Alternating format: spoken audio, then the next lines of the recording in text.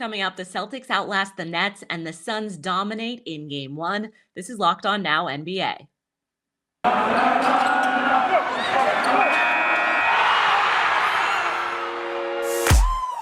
The biggest games, the best performances, expert analysis. You are Locked On Now. Welcome in. You're listening to Locked On Now NBA. I'm Kainani Stevens. Thank you so much for joining us and making Locked On Now your first listen every single day. Now, our Locked On NBA hosts are here. They're going to recap all of the playoff action from Sunday. But of course, we've got to head to Boston for our biggest game. The biggest game. The Boston Celtics and the Brooklyn Nets took it down to the final seconds, and it was Jayson Tatum coming through with that layup to beat the buzzer and get the win over Brooklyn in game one. Locked On Celtics details that dramatic finish from the TD Garden. Hey there, John Corrales here from the TD Garden, where the Boston Celtics just stole game one of their first round series against the Brooklyn Nets on a Jayson Tatum buzzer-beating layup. I said before this series started, who do you trust?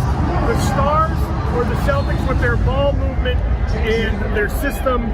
And in the end, at the very last second, it was that sharing the ball.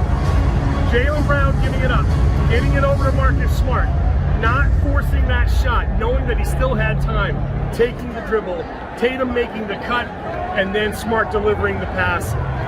That was an insane finish after Kyrie Irving nearly won this game for the Nets with a gigantic fourth quarter. This was a back-and-forth game. The Celtics had a 15-point lead at one point. They blew it in the beginning of the fourth quarter, where the Nets went on a 17-2 run, and it was starting to feel like, oh no, these are the Celtics pre-run, early January, December, fourth quarter problems. A big part of the conversation coming into this series was, can the Celtics finish these close games in the fourth quarter? They've had horrible numbers in those situations, but they closed down the stretch in this one. A monster win, an electric atmosphere here, and I'm going to be talking about it on the Locked On Celtics podcast. So make sure you're subscribed wherever you get your podcast and watch the show on YouTube. The Nets couldn't quite close things out in Boston. Kyrie dropped 39, but Kevin Durant struggled at some times on Sunday. Locked On Nets breaks down what needs to change for Brooklyn in game two. Exactly what we expected. The Brooklyn Nets traveled up to Boston to kick off the first round playoff series with the Celtics and fell 115-114 on a buzzer beater layup from Jayson Tatum. This had everything you expected. Physicality from Boston, that defensive intensity that they've used all year long underneath Ime Udoka. On the other side of it, though, while Kyrie certainly got fully into his bag and put his offensive prowess on display, Kevin Durant struggled. Early turnovers, not able to find his rhythm, dealing with the blitzing defense and that physical presence that Boston can throw at you in a lot of different ways. Ultimately, when we look at what the Nets can take away from this one, it's that they didn't play their best game, and they were up late in this one. Sloppy sequence on the offensive end, and then a somewhat scattered last-second opportunity, and you come out on the short end of the stick. There's good things here. The question is, can Andre Drummond clean up his performance, because he needs to be better when you're taking on the likes of Al Horford and Daniel Tice? You have to find a way to get consistency from your supporting cast, most of which came up in key spots throughout the game, but did not do it from wire to wire. This, again, though, comes back to Kevin Durant. He knows he needs to be better. If he is better, then you can anticipate a long and certainly exciting series going forward. Pick this back up on Wednesday, where Brooklyn will look to split the start of this series on the... The defending champs certainly looked a little rusty after about a week off. They were able to hold off the Bulls in the end, but they'll definitely need to clean things up going forward in this series. Locked On Bucks has all you need to know from game one. What's up, everyone? Kane Pittman here from Locked On Bucks. Just minutes after Milwaukee escaped from game one. Should we say that? It was certainly a struggle. They take it out 93-86. And this is actually just a continuation of game one struggles for Milwaukee. Remember last year in game one against Miami, they needed overtime to get over the line in a game that was similarly scrappy as this game one against Chicago, but they did it. They lost the other 3 game ones last season. So look, we knew coming into this game, it might be a little bit of a struggle, particularly coming off a long break.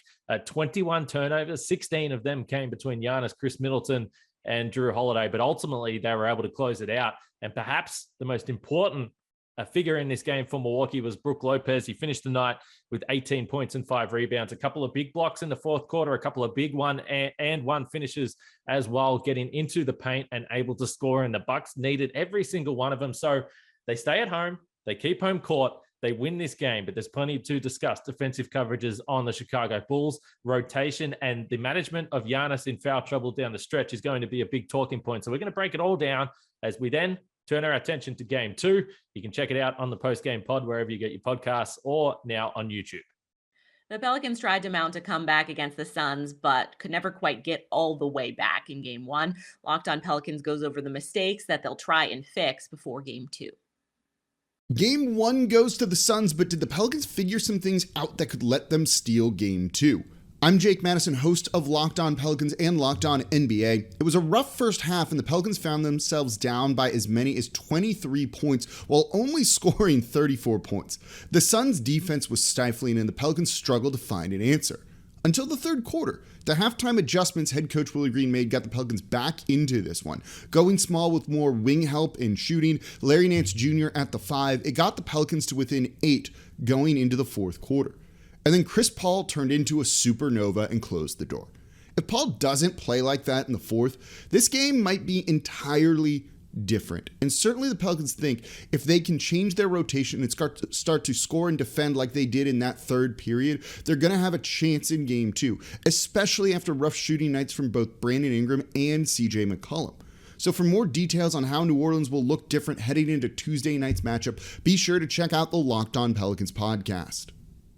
That's it for this edition of Locked On Now NBA. Thank you for making Locked On Now your first listen every single weekday. Make sure you check out Locked On NBA and your team's Locked On podcast, especially during these playoff runs. I'm your host, Kainani Stevens. This has been Locked On Now.